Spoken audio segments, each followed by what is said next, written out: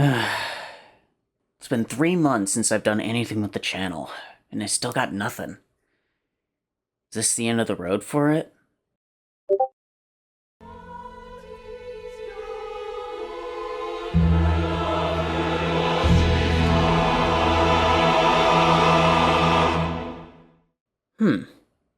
Maybe there is some gas in the tank after all.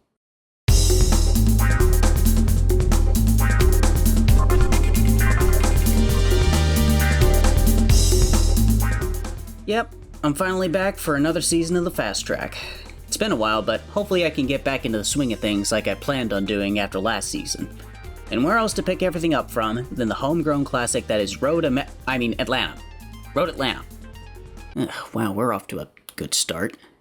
Anyways, the origins of Road Atlanta start with businessmen David Sloyer, Earl Walker, and Arthur Montgomery purchasing a massive plot of farmland in the city of Brazelton, Georgia in 1969.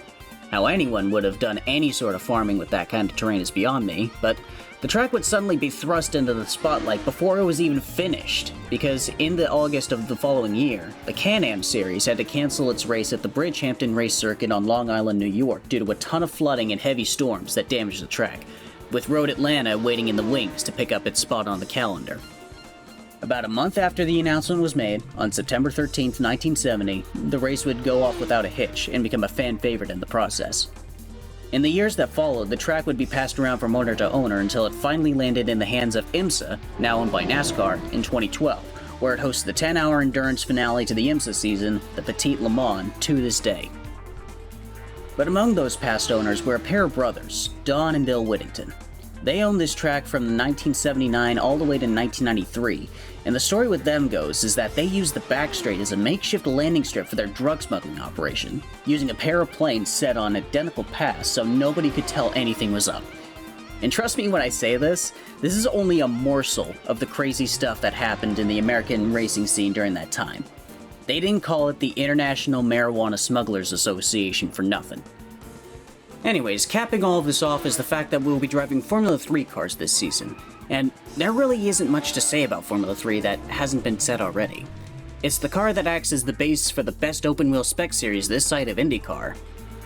This particular interpretation of an F3 car comes to us from Racing Studio, as a rare instance of a free download from them, which, combined with its status as a spec series open-wheel car, makes it a popular choice for leagues on Assetto Corsa, even getting its own dedicated series on low-fuel motorsport.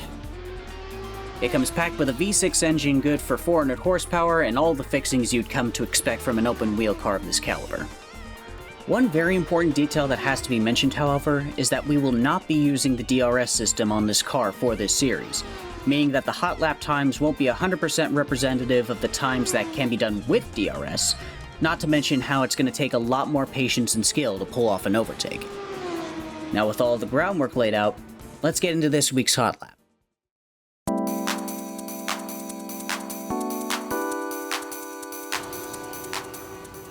Turn 1 is a fast left sweeper that demands a small lift, a downshift, and a lot of commitment to keeping the car planted. The S's go by really quickly, so I'll slow down the footage to better show off what I'm doing. Using the curb on the left as my reference, I dab the brakes a little bit, downshift into second or third depending on how much speed I bleed off, then flick the car over to the right as much as possible before easing back on the throttle to both keep the back end in check and rotate it through the rest of the downhill section. For turn 5, once again I use the entry curb as my braking reference, avoiding the curb at the apex and easing back on the throttle using the exit curb as needed. Brake between the 200 and 100 board for turn 6, coasting on entry and picking up the throttle a little bit past the apex, before braking hard and downshifting into first gear for 7. Get the best exit you can, and take a break on the long back straight.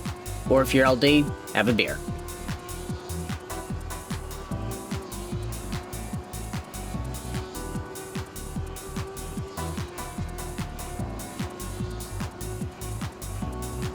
The left-right chicane of turn 10 is simple enough, braking at about 100 board, easing the car into the turn, and picking up the throttle before you head into the right-hander.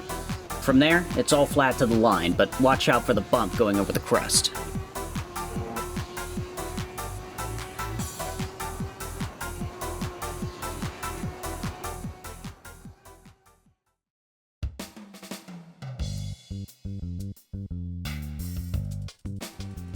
If it isn't already obvious, this track is rather eager to punish anyone who puts a wheel off, be it on a high curb or dipping it in the grass.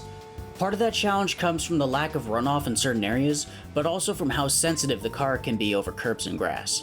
Practice makes perfect as always, but around here in particular, I highly recommend it before entering the race on Wednesday.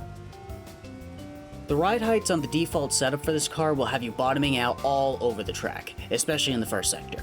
Don't be afraid to crank those up, but keep in mind both the rake of the setup, that is, the difference between the front and the rear ride heights, and how much wing you're putting in, as both will majorly affect the balance of the car in the higher speed sections. Finally, instead of the usual 30-minute races, this series will be using a split 15-minute race format with an inverted top 5 for the second race, so the fuel burn and the tire wear shouldn't be as much of a concern, though keeping the tires within the ideal operating temperature range is still something you should think about.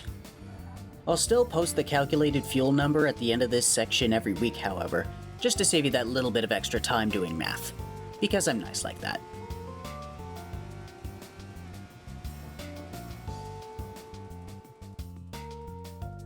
And that's all I got for the start of this league. Join me for next week's guide at the Red Bull Ring, where I'll resist the temptation to make any jokes relating to Max Verstappen or any of the antics that happened at that track in recent memory. But until then, good luck, and thanks for watching.